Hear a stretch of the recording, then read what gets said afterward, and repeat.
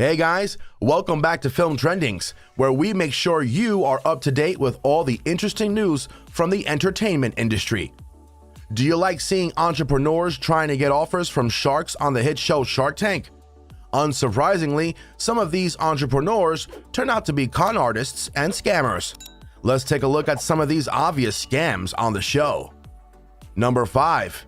Barrett and Crom minuscal. Nothing gives a bad impression to the sharks like the pictures contradicting themselves. Barrett and Crom were unaware of how wary the sharks are of weight loss products, and they were not prepared for the questions the sharks asked. They claim minuscal would lower body cholesterol and block fat from entering the body.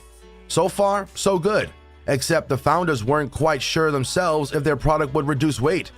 They claimed that it would not reduce weight, but the poster besides them stated otherwise.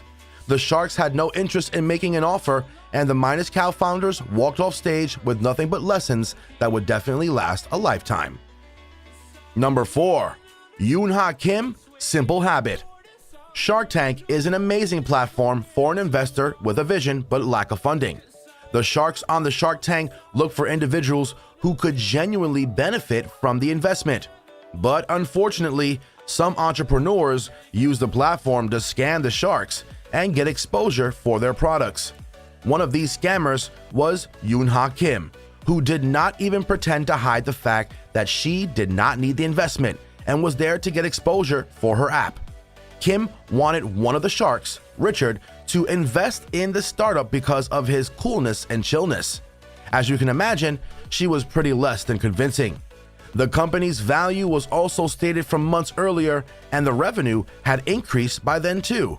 The sharks quickly caught on to the fact that Yoonha was on the show only for publicity. Before we see the sharks destroying other scammers on the show, take a moment to give the video a thumbs up.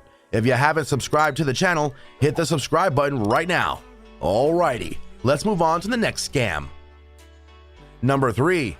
Michael and Jeffrey NutriBox. If you're lazy in the morning and can't seem to get up early enough to enjoy your cup of coffee, how about a cube of coffee that you can chew instead? This seemed like a heavenly idea for someone who's still sitting lazily in bed, but when you think about it, the concentrated coffee cubes sound neither tasty nor healthy. The entrepreneurs were ill-prepared for the tough questions the sharks threw at them. The long-term health effects of concentrated caffeine could be disastrous, and the co-founders had not looked into the possible health damage of the product.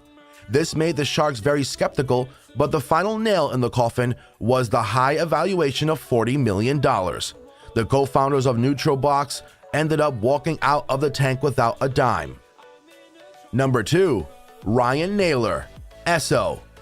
Ryan Naylor walked into the Shark Tank hoping to get an offer for his Esso wristwatches.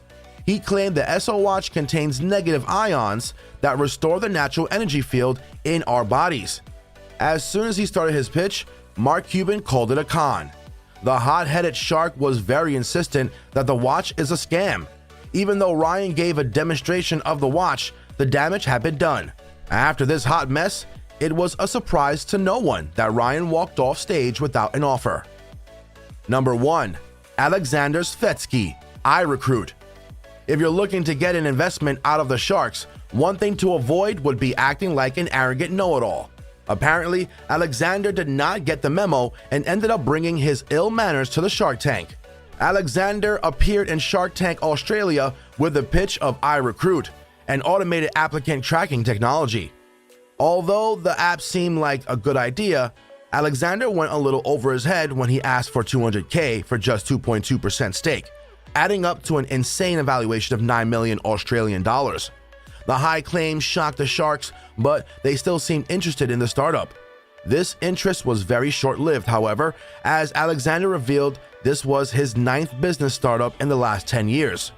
The sharks were sure at this point that Alexander wasn't really passionate about the idea at all.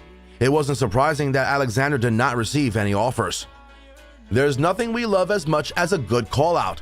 The sharks on the Shark Tank are very hard to impress, and they don't let shady ideas and obvious scams slide. Although most people on the show are genuinely seeking investment for their innovative and unique ideas, a lot of them end up backing off from the offers made as they only came for publicity. Hopefully, the show can devise a way to make sure only the startups that need investments get offers.